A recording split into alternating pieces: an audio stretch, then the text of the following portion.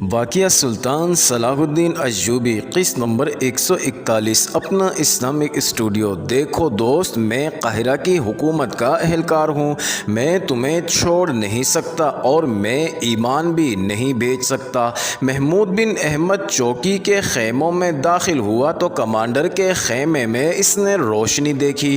گھوڑے کے قدموں کی آواز سن کر کمانڈر باہر آ گیا۔ محمود نے اپنا تعارف کرایا اور کمانڈر کے ساتھ خیمے میں چلا گیا۔ محمود کے لیے یہ کمانڈر اجنبی تھا۔ اسے کمانڈر نے بتایا کہ گزشتہ شام پرانے دستے کو یہاں سے بھیج دیا گیا ہے، یہ دستہ نیا آیا ہے۔ یہ تبدیلی صلاح الدین ایوبی کے ساتھ محاذ سے آئی تھی۔ محمود نے کمانڈر کو تفصیل سے بتایا کہ انہوں نے بہت بڑا شکار پکڑا ہے اور اس کے تمام گروہ کو پکڑنے کے لیے چوکی کے پورے دستے کی فوری طور پر ضرورت ہے تاکہ ان لوگوں کو رات ہی رات میں گھیرے میں لیا جائے۔ کمانڈر نے فوراً دستے کو، جس کی تعداد 50 سے زیادہ تھی، گھوڑوں پر سوار ہونے کا حکم دیا۔ ان کے پاس برچیاں اور تلواریں تھیں اور ان میں تیر انداز بھی تھے۔ 8-10 سپاہیوں کو چوکی پر چھوڑ دیا گیا۔ یہ دستہ کرک کے محاصرے سے آیا تھا، جذبہ قائم تھا۔ کمانڈر نے سرپٹ گھوڑے دوڑا دیے۔ مجرم خبر لیک ہونے کی حالت میں نہیں تھے۔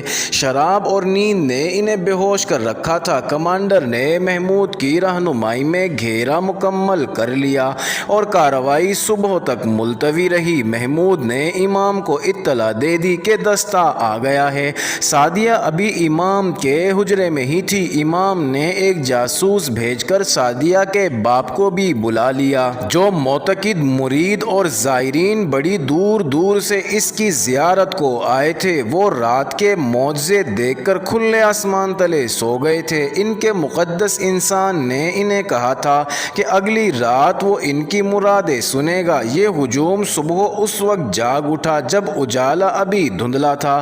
اس دھندلکے میں انہیں بہت سے گھوڑے نظر آئے۔ ان پر سوار جو تھے وہ فوجی تھے۔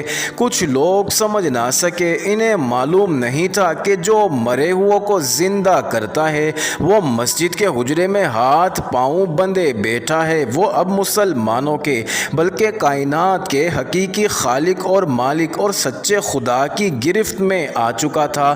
دستے کا کمانڈر دمشق کا رہنے والا رشد بن مسلم، جس کا عہدہ معمولی تھا، لیکن سرحد پر آ کر اس نے اپنے دستے سے کہا تھا، ساری سلطنت صرف تمہارے بھروسے پر سوتی ہے۔ صلاح الدین ایوبی ہر وقت تمہارے ساتھ ہے۔ اگر وہ تمہیں نظر نہیں آتا تو اسے میری آنکھوں میں دیکھ لو۔ ہم سب سلطان صلاح الدین ایوبی ہیں، مگر کسی نے یہاں پرانے دستے کے آدمیوں کی طرح ایمان فروخت کیا تو میں اس کے پاؤں باندھ کر ریگستان میں زندہ پھینک دوں گا۔ میں اس سزا کا حکم قاہرہ سے نہیں لوں گا، میں خدا سے حکم لیا کرتا ہوں۔ رشد بن مسلم نے صبح کے وقت دیکھا کہ خیمے کے اندر کوئی حرکت نہیں تھی۔ اندر والے اتنی جلدی اٹھنے والے نہیں تھے۔ رشد نے لوگوں سے کہا کہ وہ دور پیچھے ہٹ جائیں اور وہیں موجود رہیں، انہیں مقدس انسان قریب سے دکھایا جائے گا۔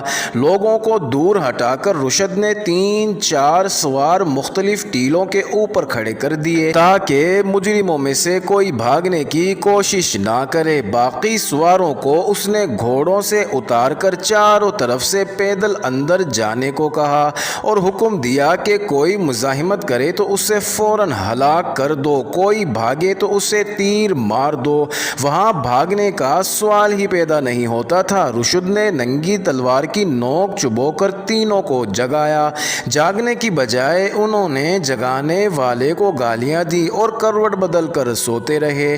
تلوار کی نوک اب ان کی کھال میں اتر گئی۔ تینوں ہڑبڑا کر اٹھے۔ انہیں باہر نکال لیا گیا۔ دوسرے خیموں میں بھی جو لڑکیاں اور مرد ملے وہ اسی حالت میں تھے۔ خیموں میں بے شمار سامان تھا۔ ناظرین، ایک خیمے میں بہت سے ساز پڑے تھے۔ سب کو باہر لے جا کر ان پر پہرا کھڑا کر دیا گیا۔ ان کے اونٹوں اور تمام تر سامان پر قبضہ کر لیا گیا۔ امام رشد بن مسلم کے ساتھ تھا۔ وہ اس آدمی کو اپنے حجرے میں سے لے آیا جو اپنے آپ کو خدا کے بیٹے کا بیٹا کہتا تھا۔ اس کے ہاتھ پیر پीठ پیچھے بندھے تھے۔ اسے اسی جگہ کھڑا کیا گیا جہاں رات اس نے معجزے دکھائے تھے۔ پیچھے پردے لگے ہوئے تھے۔ اس کے گروہ کو اس کے سامنے بٹھا دیا گیا۔ ان سب کے ہاتھ پیچھے باندھ دیے گئے۔ وہ ایک خیمے سے برآمد ہوئے تھے۔ امام نے لوگوں کو آگے آنے کو کہا۔ ہجوم آگے آیا تو امام نے کہا، اسے کہو کہ یہ خدا کا ایلچی ہے یا اس کا بیٹا ہے تو اپنے ہاتھ رسیوں سے آزاد کر لے۔ یہ مرے ہوں کو زندہ کرتا ہے۔ میں اس کے گروہ کے ایک آدمی کو ہلاک کروں گا۔ تم اسے کہو کہ اسے میرے ہاتھ سے چھڑا لے، یا وہ مر جائے تو اسے زندہ کر دے۔ امام نے اس کے گروہ کے ایک آدمی کو اٹھایا اور رشد کی تلوار لے کر اس کی طرف بڑھا تو وہ آدمی چلا اٹھا، مجھے بخش دو، یہ آدمی مجھے زندہ نہیں کر سکے گا، یہ بہت بڑا پاپی ہے، خدا کے لیے مجھے قتل نہ کرنا۔ لوگوں نے یہ تماشا دیکھا مگر ان کے وہم ابھی دور نہیں ہوئے تھے۔ امام اس آدمی کا چوغا اور کپڑے بھی ساتھ لے آیا تھا، نرم لکڑی بھی ساتھ تھی۔ امام نے یہ کپڑے پہن لیے، کسی کو دکھائے بغیر لکڑی اندر رکھ لی، اوپر چوغا پہن لیا۔ اس نے رشد سے کہا کہ اپنے 4 تیر انداز میرے سامنے لاؤ۔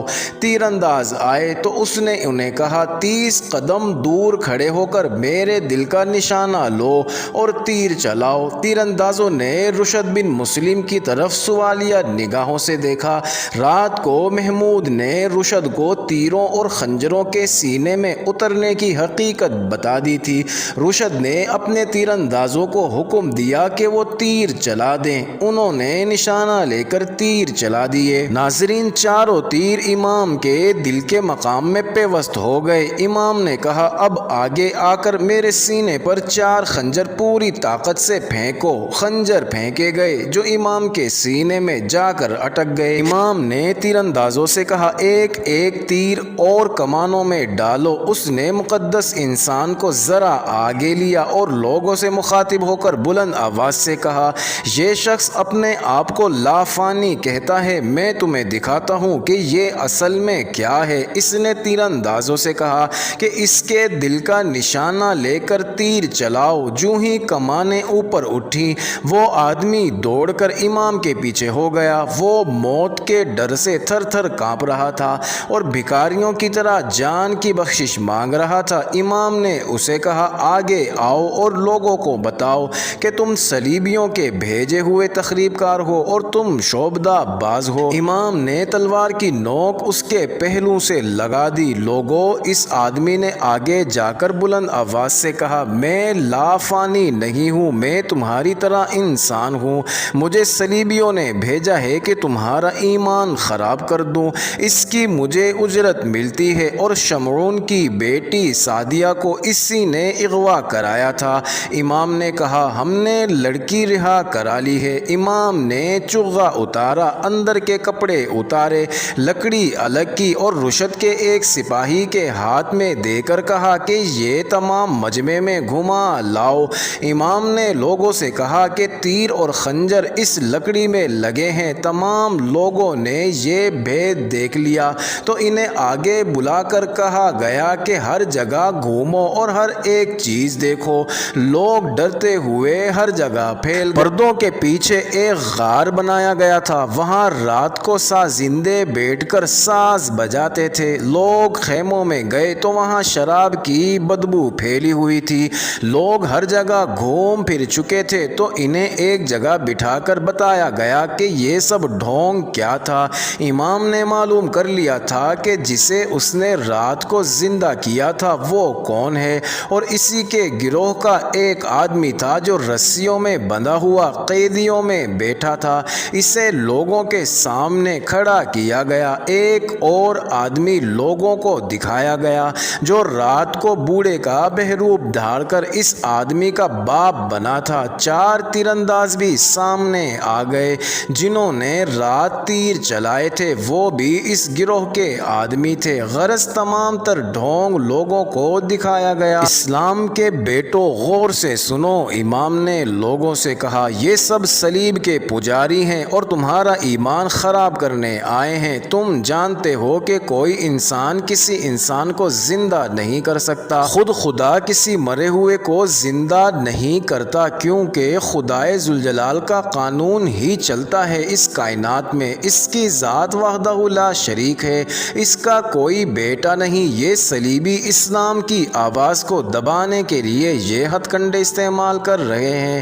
یہ باطل کے پجاری تمہارے ایمان اور جذبے سے اور تمہاری تلوار سے ڈرتے ہیں، تمہارا مقابلہ میدان میں نہیں کر سکتے، اس لیے دلکش طریقے اختیار کر کے تمہارے دلوں میں وہم اور وسوسے ڈال رہے ہیں تاکہ تم اسلام کے تحفظ کے لیے صلیب کے خلاف تلوار نہ اٹھاؤ۔ اسی مصر میں فرعون نے اپنے آپ کو خدا کہا تھا۔